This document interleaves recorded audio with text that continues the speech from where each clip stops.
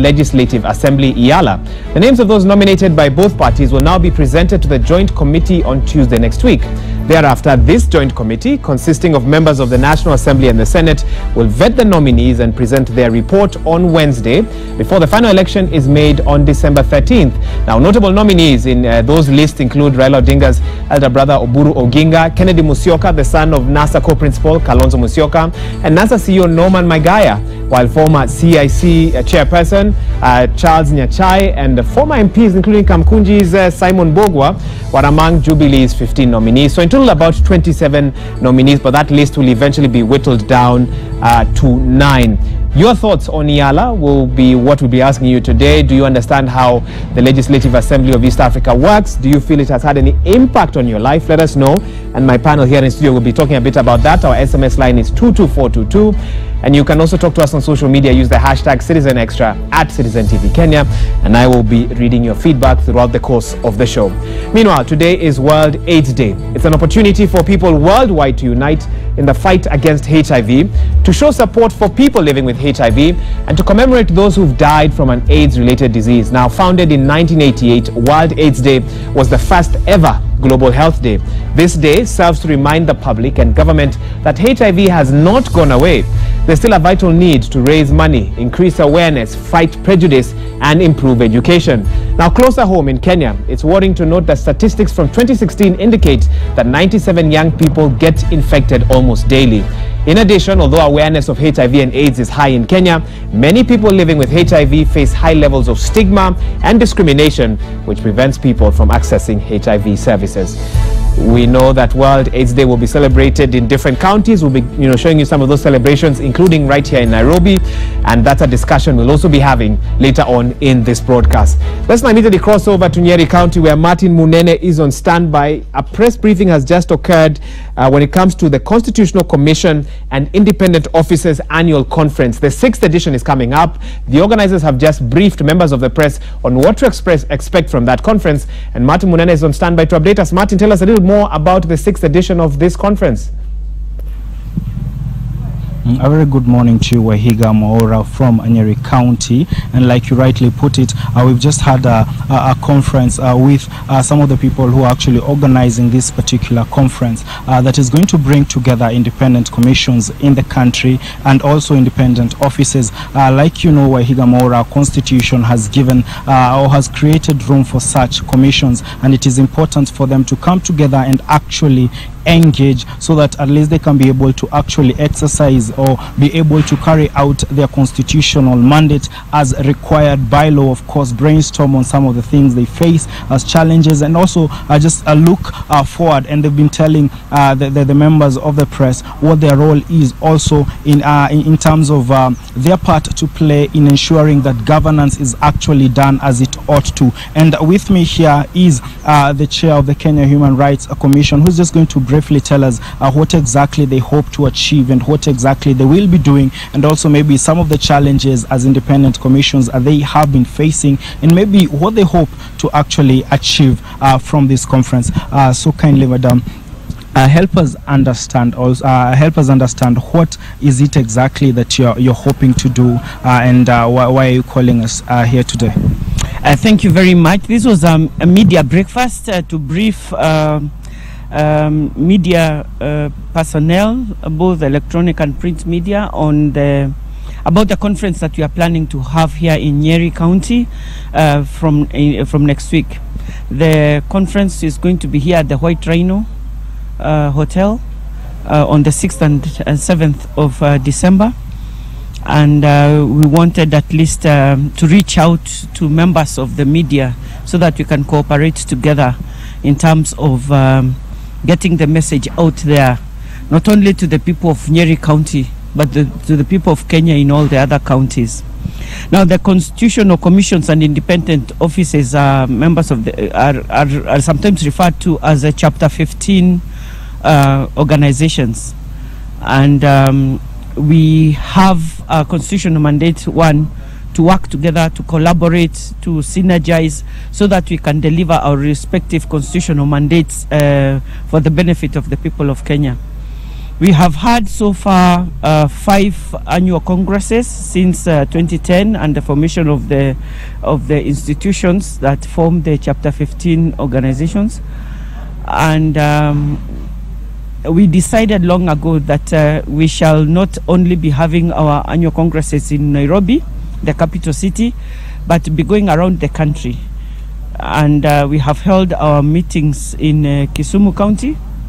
We have held our meetings in Eldoret, in Kwale, and now we are in Nyeri. Okay. If I may ask, what do you hope to achieve from this particular conference? This particular conference, we are entitling it 5 years of devolution.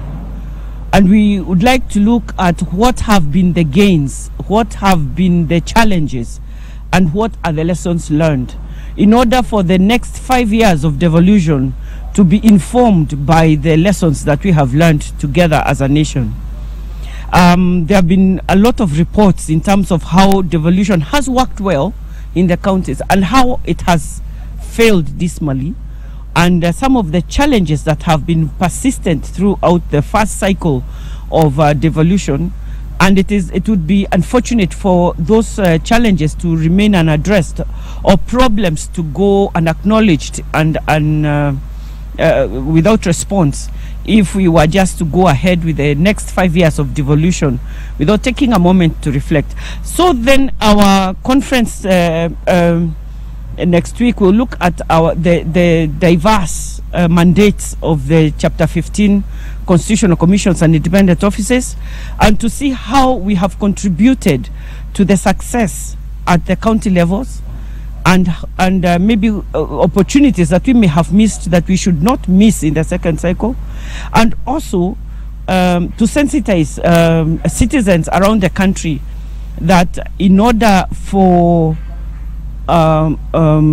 even county, national and county governments to fulfill their own respective mandates, citizens have to be involved. Kuwajibika kwa serikali pia ni kuna kazi kwa mzalendo ama kazi kwa mwananchi. And maybe finally, which is the greatest challenge as commissions that you have been facing? And also, do you feel that the county governments and also the national government has been able to actually engage the citizenry of this country when it comes to what they're doing?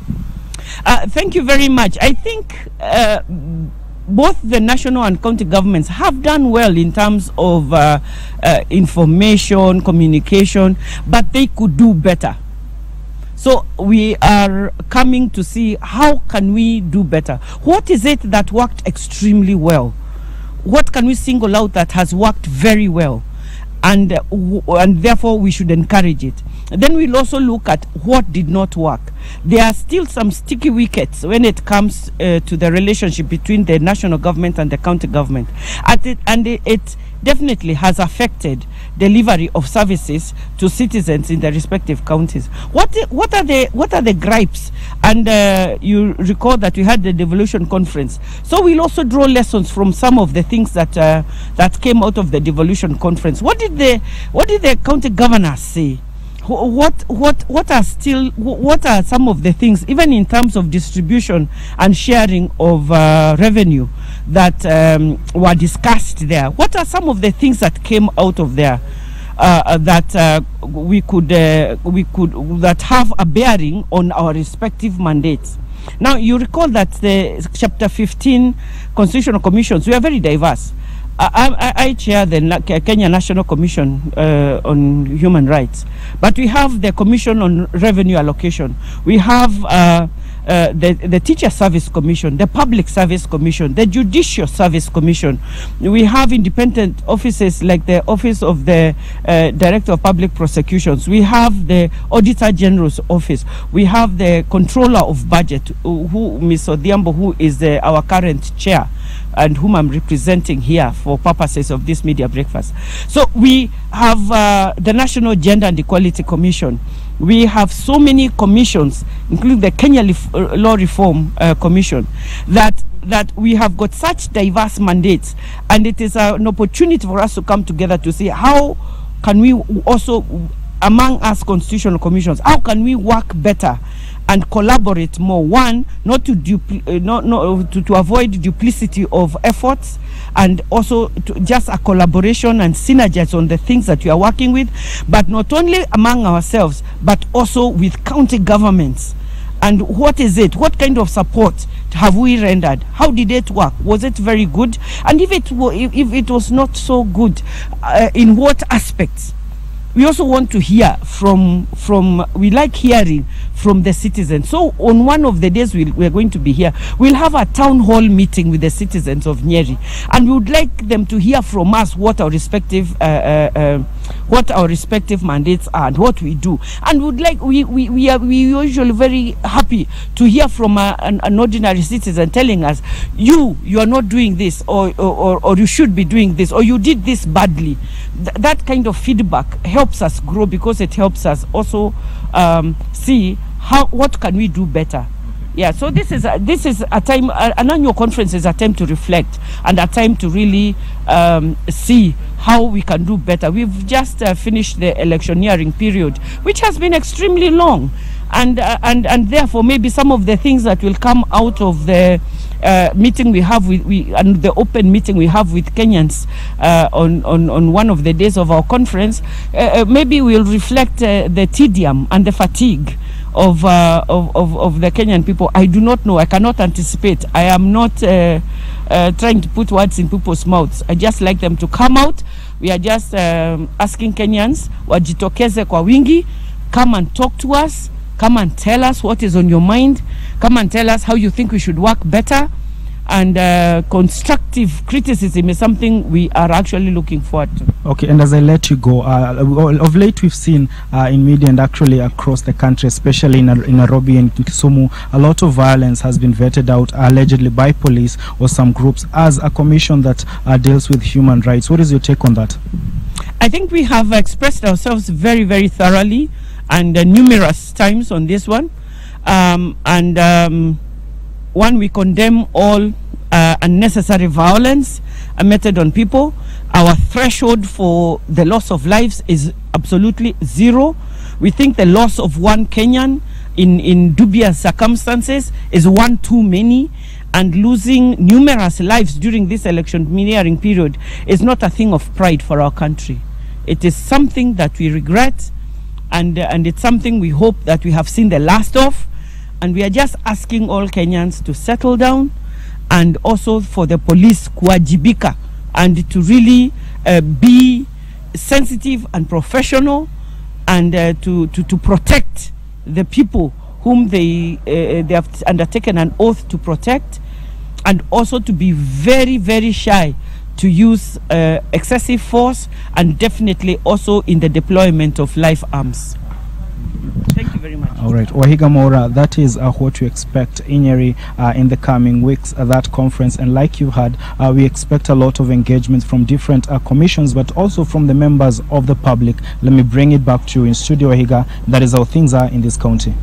Well, Martin Munene will be waiting to see how the 6th edition of that conference goes next week in Nyeri County. Thank you for that update and for bringing us that interview. Shortly, we'll be talking to John Wanyama in Uasin Gishu County. But before that, let me introduce my guests in studio and get some introductory remarks from them. Let me start from the far right there, John Gashier, a foreign relations expert. Welcome to the program. Thank you. And right next to him is Honorable Mombi Ngaru, outgoing member of EALA. Welcome to the program as well. Thank you very much. Right, today we're talking matters EALA. You've seen all the hullabaloo as you know, a list that started at 209 people who are interested in that. Of course, it caught many by surprise, and now people are trying to ask, what is it about EALA that makes it so promising that people of such high repute, doctors, distinguished members of society are, you know, really clamoring for these jobs? We saw that list now being whittled down to about 27, but we know that eventually only 9 people will make it to that Arusha-based legislative assembly. My first question, very simplistic, and I'll start with you, Honorable Ngaru.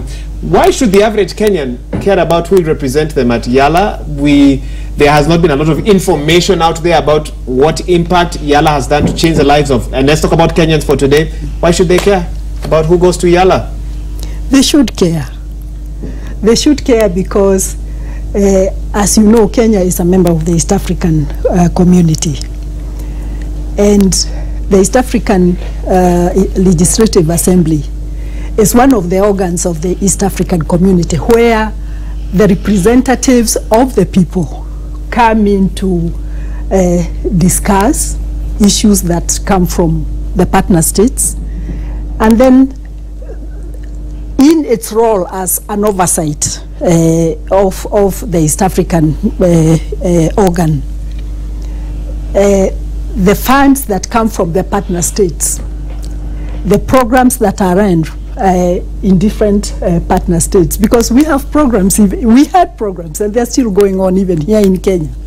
So the role of parliament at the region is the same as the role of parliament here.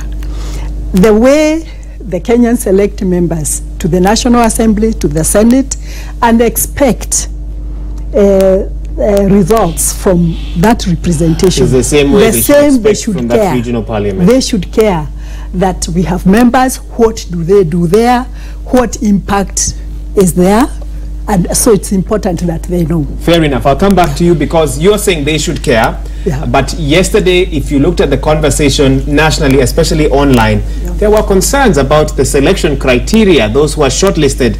Seemingly, you have to be very close to either side of the political divide for you to get a chance to represent Kenya in that court and in that legislative assembly. And that then brings about other issues. But John, I can also allow you to make your opening statement. Thank you, Ohiga. What the honorable lady is saying and member is saying is very theoretically is very nice, and I think it's something that ought to be perhaps looked at in a different manner. But the reality is this, at least in Kenya, I hope not in Tanzania or in other members of the East African community, but the membership of EALA has been that political parties and formation use it as where you put excess baggage, people that you're kind of paying back. She doesn't look amused by that. But of course, she certainly wouldn't do that. But if we were to talk about the selection criteria, is it universal suffrage? No. The whole idea is that the political party mandarins, the leadership, then determines, as it is, as you rightly pointed out, NASA, Jubilee and all the others, and they decide, okay, now this is a fairly good person, we think he was fairly useful for us, and in particular, since we cannot accommodate him here, perhaps he lost out and what have you, is a good soft landing ground. I am not in any way saying that they don't have the wherewithal or the competences. However, is that the nomination process, the selection process, and even the membership right now then creates what we call a cartel in which you kind of say, thank you, you did serve us very well, and it's about time that since you didn't make it in this very competitive local political setup, we could perhaps give you a kind of a soft landing, a gilded cage, so to speak. Let me interrupt you on that note. You've spoken about a system that's led to the formation of a cartel. You've spoken about a soft landing. Honorable Ngaru, let me give you a chance to reflect on what you've said. I'll give you a chance to respond shortly. We now have John Wanyama from Uasin Gishu County. Let's hear just a little bit about what is going on in that part of Kenya. John Wanyama, World AIDS Day, 1st of December. What ways is Uasin Gishu reflecting on this scourge, this disease from that part of the country, John? A very good morning back to you, Maura, in the studio. And here in Uasin Gishu, specifically where I am at Moi Teaching and Referral Hospital in Eldoret town, is that as you can see clearly, we have Uasin Gishu residents who are ready for this day, at least to celebrate this big day for them. And clearly you can see each and everyone is having this ribbon on his or her clothes, just to see and sensitize Kenyans that this day is they are celebrating this day, so that most people can take precautions, and those who are infected can go for medication in various hospitals. In Moi Teaching and Referral Hospital, Maura, is that Ampath, that hospital that is within Moi Teaching and Referral Hospital, started the initiative of supplying ARVs drugs to rural areas where people cannot travel to town to come and pick these drugs each and every day. Something most of residents have said, have really appreciated and say that the hospital has really helped them a lot. And here, this celebration, Mwaura, will be happening here at Moi Teaching and Referral Hospital ground. But with me, I'm with Elgeyo Marakwet Deputy Governor, whom we will also like to talk to tell us what is the situation in Elgeyo Marakwet, and so far what are they planning to do in this case. Your Excellency, if you can come closer to me here. How is the situation in Elgeyo Marakwet, and what are you celebrating today, and which way forward?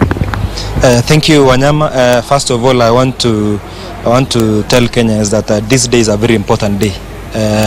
AIDS has been a menace for a very long time in Kenya, but at least as a country we are making strides. Prevalence in our country has dropped for the past decade from around 2.5 to 1.9%, which I think is a milestone. It's not easy, and I want to commend all stakeholders.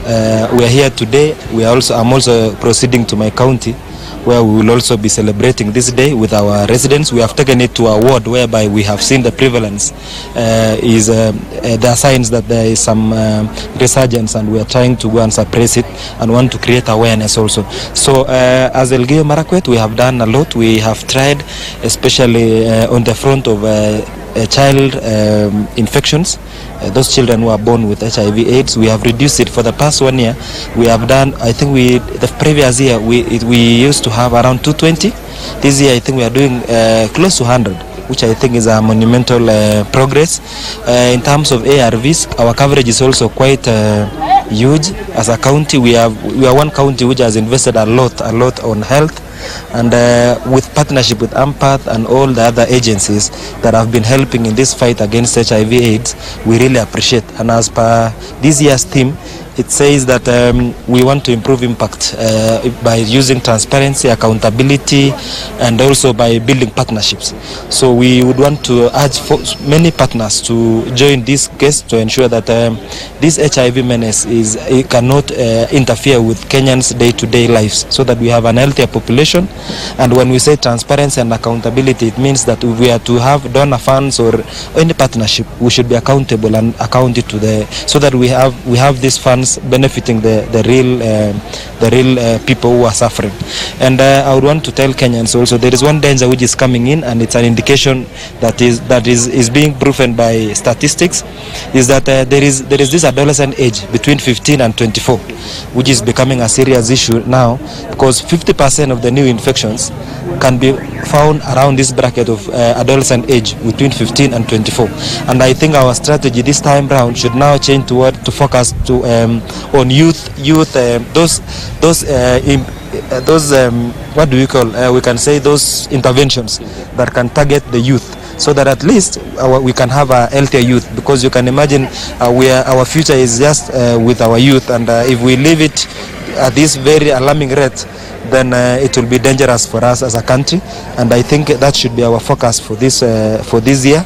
And as Elgeyo Marakwet, we have promised our residents that we will continue investing in health. We are among the best rated in terms of health, and we are going to invest more than 30%, or more than 1.4 billion, over 3.6 billion. We use it on health, and that shows you our commitment towards this menace. Okay, thank you very much, Your Excellency, finding time to talk to Citizen Extra. Mwaura, those are a few views from Deputy Governor from Elgeyo Marakwet. And here, the most thing that residents are being advised to Mwaura is that they should look and find any health center available, so that they can go and be tested to know their status at least, so that those who are infected can start their medication, and those who are not infected can keep on being safe. Mwaura, from Uasin Gishu County, we are just waiting for this function to begin, where we are also expecting Uasin Gishu Governor Jackson Mandago plus other MP and other leaders who are expected to in that function today. And we are still collecting this news from all walks of this corner in this county, and once we have them, we will not waste time but to come back to you, Mwaura, and inform our viewers wherever you are. Mwaura. Thank you so much, John Wanyama, for that reassurance that whatever happens in Uasin Gishu will be quickly and adequately covered by you there. And just thank you for letting us know how Uasin Gishu is celebrating World AIDS Day. Let's now get a similar update before we carry on with our discussion here in studio from Laura Otieno in Kisumu County, where she will now, give us a brief in terms of how Kisumu County is commemorating World AIDS Day. Started in 1988, and of course its aim is to unite the world against HIV/AIDS. Laura, what can you tell us from Kisumu County? And outside set. Yeah, I want to just see how Laura, can you hear me? We want to hear from you about how Kisumu County will celebrate World AIDS Day and what is being done in Kisumu County in the fight against this scourge. Laura, what can you tell us?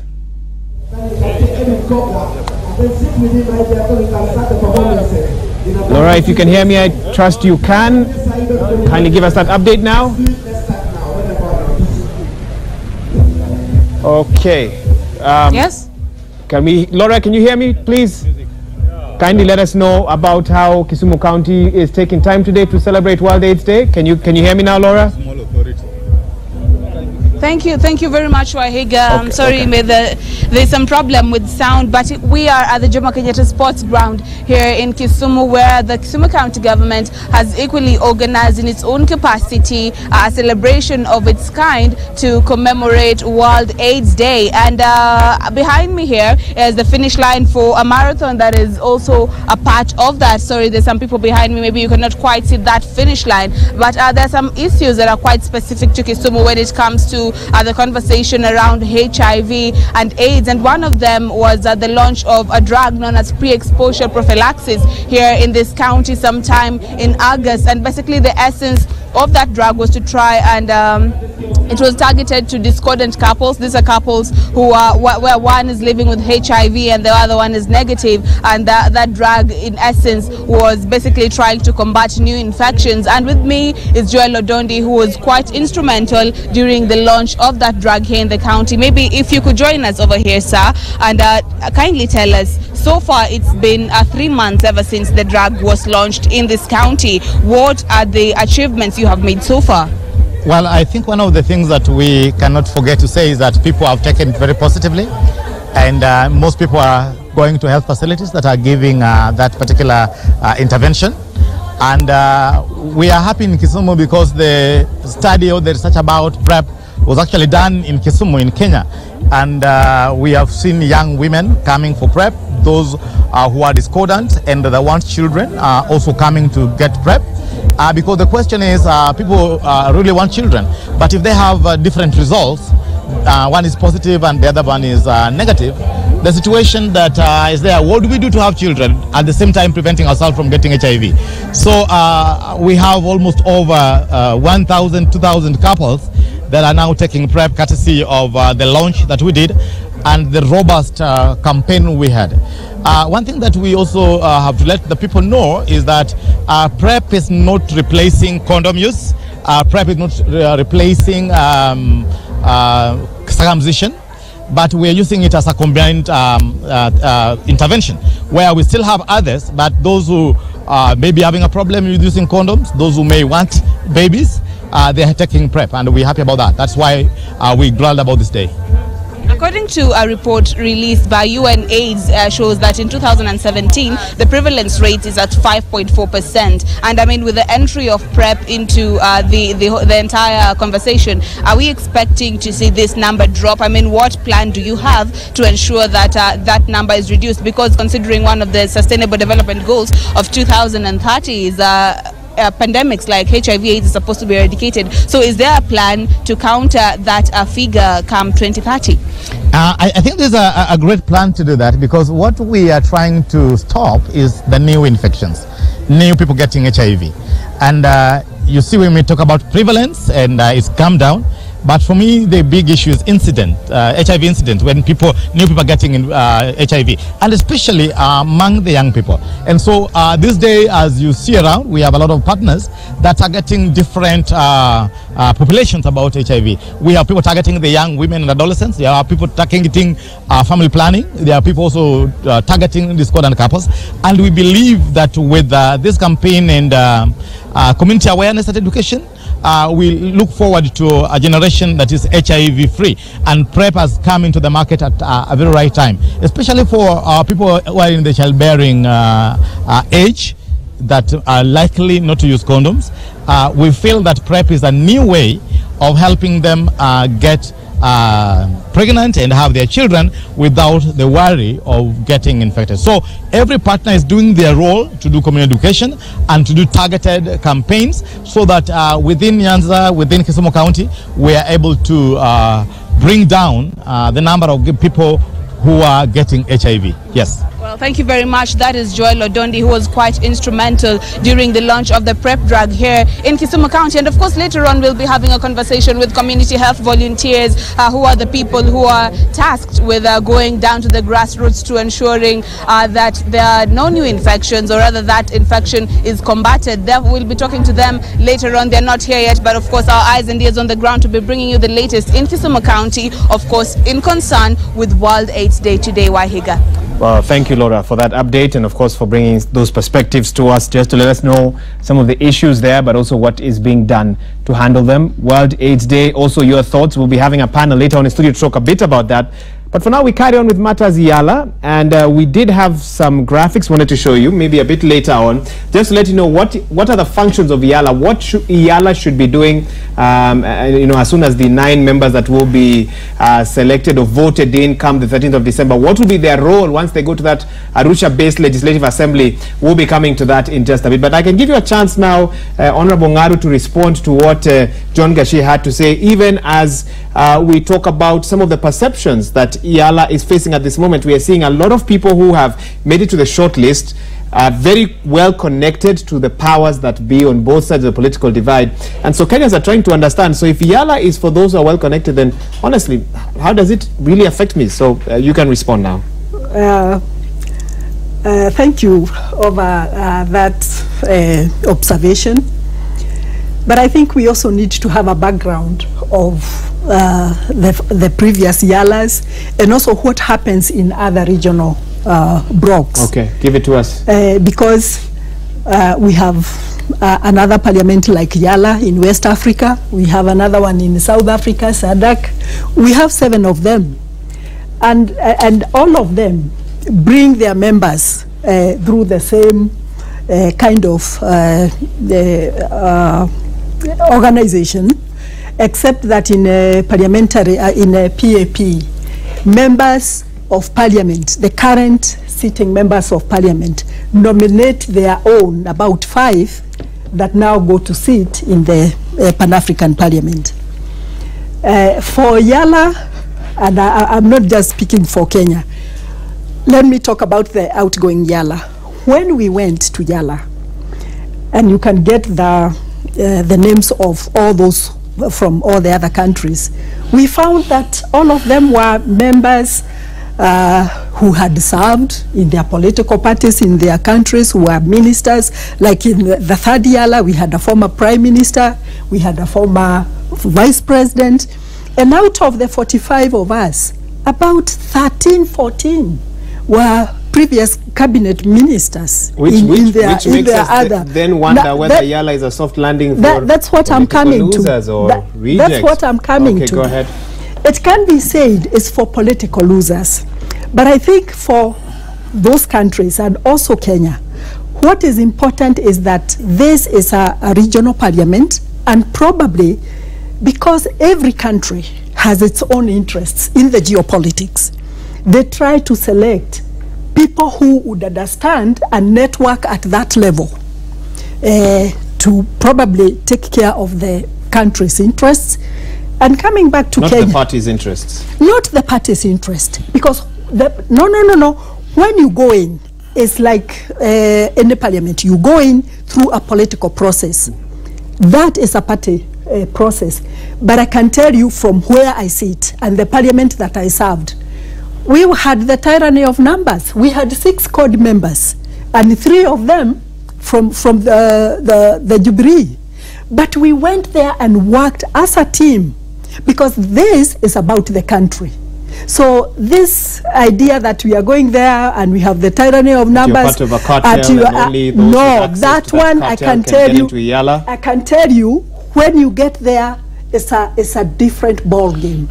Come in, John. Yes, with what the Honourable is saying is partly true to only to an extent, that to be a member of EALA, you must be very well connected to the President, to Jubilee, to Raila, to Kalonzo, and you must also play your card. And then the question is, what did you bring on the table, or what do you bring on the table? It is not open to what I would call public participation in selection about the qualities, the capabilities. Now, having said... Just hang on. Do you agree with that? Because you've gone through the process. Can an ordinary Kenyan watching at home find their way to that EALA nominee? There is no way. There is no way. You say no, you say... Yeah, and this is why I want to explain a bit. The reason why it's put in the newspapers is for everybody who thinks they have an interest and the capacity to apply through your political party. Then when it goes to the political party, of course, political parties are like clubs. Yeah, they are membership clubs. You cannot stay at home and want to be involved in a political process. So when it goes to the political process, that's where now the party, the NEC, the party leader, and everybody else is consulted. But I also want to tell you, participation in the political party has issues here in Kenya, because we don't have the kind of political parties that are like in Europe where he's talking about. It is still a gray area that people are still... You have to pay allegiance to the leader of that party for you to catch their eye. No, not really, I don't mean that. But what I'm saying is, we have not developed our political parties to the level of, you know, people owning the political party. And this brings the issue that he's talking about. But we are not any different from other political parties in the region. In the region. I don't know if that's a good thing or a bad thing. We should set an example. John, we interrupted you. You can carry on now. Yeah. What I'm saying is that I am to a large extent very sympathetic to the East African community nationals, that the EALA that is supposed to bring in the East African people together and what have you, that the membership of that assembly for practically all the 5 or 6 member countries, the selection is kind of a closed shop. Now, am I saying that the people elected lack the skills or the abilities? I am not. I am only saying, as she rightly pointed out, is a political process. Now, does that then allow that we get the best possible representation? And also, Wahiga, when we look at the EALA, is a supranational organization. By its very design, it's a subsidiary entity in terms of it doesn't lead. It is subsidiary to Kenyan Parliament, Ugandan Parliament, Tanzanian Parliament, and indeed it is a multilateral thing. And indeed, to try and then create consensus and move it along. Now, do we need it? Certainly yes. Could we get a better deal? Yes. Could we get a better nomination selection process? Yes. You believe so? I believe so. Have the past performance been worth it? I would say... I want her to... Now, that's actually the next question. Yes. Before I talk about what she considers their achievements. Yeah, and I would say, if I were out of perhaps 10 being the highest, I would be very generous at saying EALA has, in my view, in terms of bringing the people of East Africa together, in terms of public participation, public outreach, public information, information, I would give it 4.5. And not even 5. I'll be very generous. And then I'll ask, the return on money, remember this. The funding for that legislative assembly. The funding is on a pro rata basis. Kenya is the largest payer in terms, because it is based on a particular formula, which has something to do with the size, economy, and GDP. Now, have we gotten a fair returns? Okay, allow me to interrupt you. You've asked several questions. I want her to be able to keep up. And even as I come to you, Kenya finds itself in a very interesting place in 2017. We know that there has been an ongoing dispute, although the government really tries to downplay it, of Migingo. And that is an issue that we expect EALA, should have waded into. You can tell us a bit about that. We know that we are now facing challenges as a nation with Tanzania over cattle, over pasture land. And when it comes to even South Sudan, there's still an issue of Kenyan nationals who are still stuck in jails there. The families here don't understand. Foreign Affairs haven't told us the way forward in regards to that. Over the last 5 years, what has EALA done? And I want to know about for Kenya's interest, where Kenya has had challenges with its neighbors. What can you say your delegation, the team that you are a part of, have done to help sort those out at that platform? Thank you very much. First, let me correct some information. Go ahead. It's your right. Yeah, the funds that run the East African community is not on pro rata. It's a fixed amount, and it's equal in all countries. Okay. And because of the size of the economics, because we are at different levels of economies, you find like a country like Burundi has not even contributed for the last 2 years. And Kenya paid their own subscription. And Kenya paid for that. I know. So the big brother in East Africa is paid. It's paid for that. Yeah? No, it did not pay. Okay. It is still in arrears from that country. The arrangements that everybody sorts out their arrears. The other thing I would want to say is that, and which is our concern, and it is, if you go to all the reports of EALA in the last 5 years, is that when we got in, 70% of the budget was donor funded. And therefore, our question was, whose interest is it? Is it for the interest of the East Africans, or is it for the interest of the donors that they fund EALA? Not EALA, East African community. Yes. And we used to put this one that who pays the piper calls the tune. So we cannot allow the budget of East Africa community to be funded by the development partners. I'm glad to say that by the time we left, the donor funding for the same community had reduced from 70% to 50-something. So that is an achievement. Okay. And we kept on constantly, year after year, asking, what is the integration about East Africa, or is it about those other people who are feeling that we should get together and that kind of thing? So I needed to correct that. Kenya contributes the same amount, like Burundi, like everybody else. But of course, Kenya is the big brother. And I remember sometime last year, when President Kikwete former president came to say kwaheri as he served his last term, he talked about Kenya being a strategic neighbor because 70% of business trade between Kenya and Tanzania was at 80%.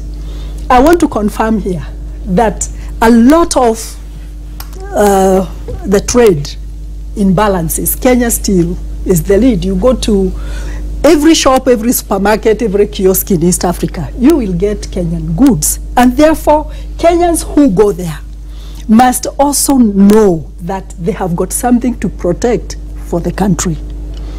And therefore, it is important that people who are elected understand that geopolitics, the negotiations. Fair enough, but you still haven't answered my question. So in your term, what did you do to protect Kenya's interests? You and the other 8 nominees to that legislative assembly, because many Kenyans feel that when it comes to East Africa, we, and I'm talking about Kenya as a nation, are really taking a beating from our neighbors. I want to just alert you that whatever is coming out now, okay, like the problem between Tanzania and Uganda and Kenya. Those problems were there, but they didn't come out. The problems didn't come out to the open.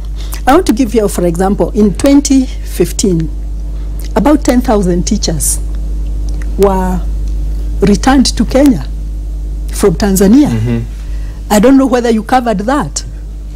But because of our intervention, we came as members of parliament and discussed that and alerted the country, the government, and the problem was sorted out, not to the extent that the 10,000 of them came back, but half of them were able to come back without, making it like what is coming out now. Did you understand that the root causes of such action we did. Fellow legislators there? Yes, we did. Can you tell us, because that's a question many Kenyans are trying to figure out, why this seeming animosity between neighbors? I have explained this to other people, in other stations. Can you explain to us now? And I'm going to say this. Okay.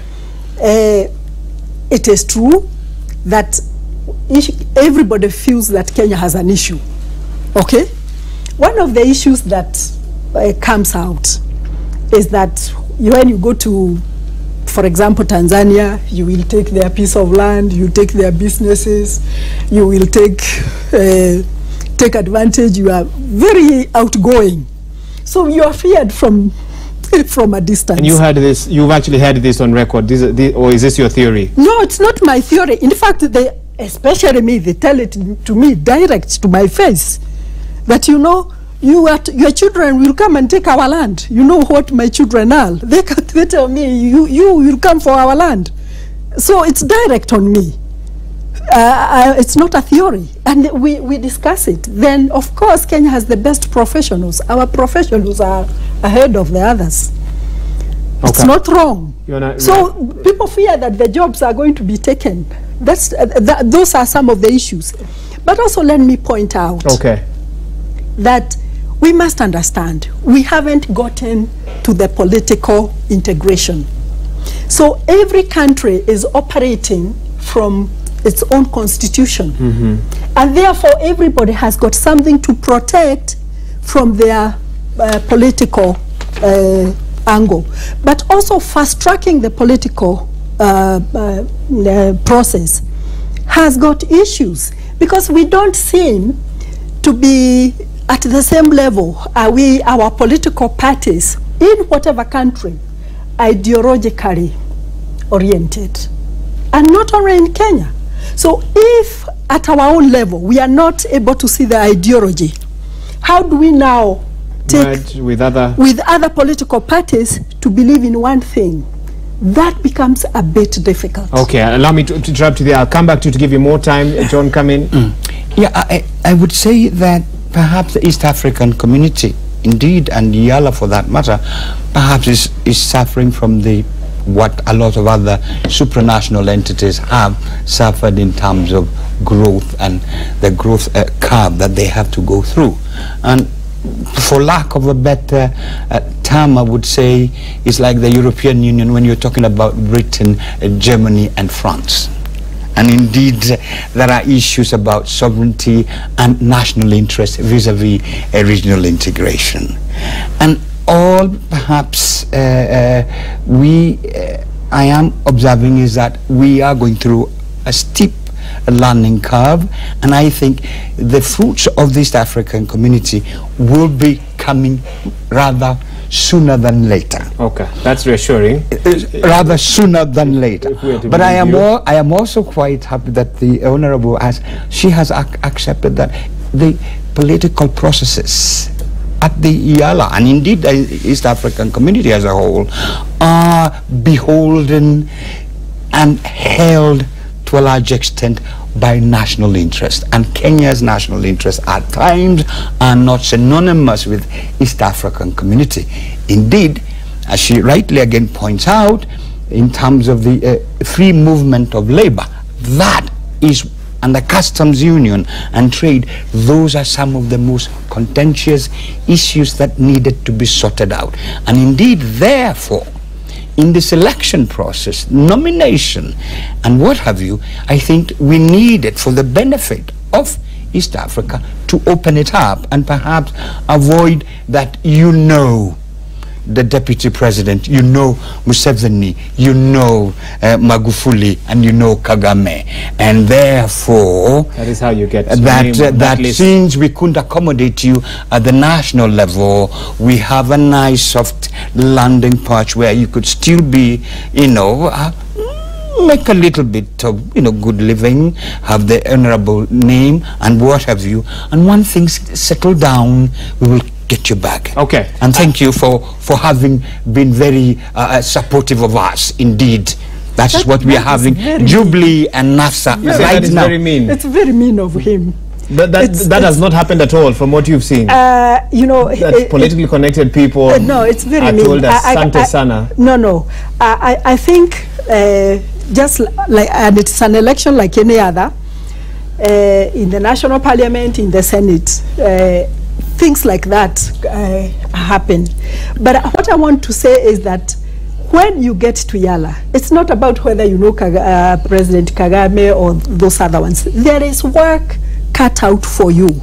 I want to tell him, and from my own experience, you go there, you get inducted, and you get into business. And for us, it was very difficult. For example, our team, because from home, we were seen as opposition. So we were running programs as Kenya. We were having very little contact with our own ministry of EAC because they were looking at us at our ni watu wa Raila. Ni watu wa ODM. You mean opposition? Opposition. Okay. Because the opposition had greater representation in No, we had the 6 slots. Yes. And so just out of the 9 of our viewers, 6 were from opposition. Well, yeah, were called, and 3. Okay. So whenever we came to the ministry, it's like hawa ni watu wa Raila. Okay, I think you've made your point. And I want him to understand. Okay. When you go in there, it is up to you because you are Kenyan first. You are an East African, but Kenyan first, to identify the things that will benefit your country and start working on them. Honorable, that's it's how... It's not about good living. It's not about a good lifestyle. No. Okay, we come back, clearly a bit of a heated discussion here in studio. We come back to talk more about EALA nominations. We focus on World AIDS Day. We'll be taking you to other parts of the country.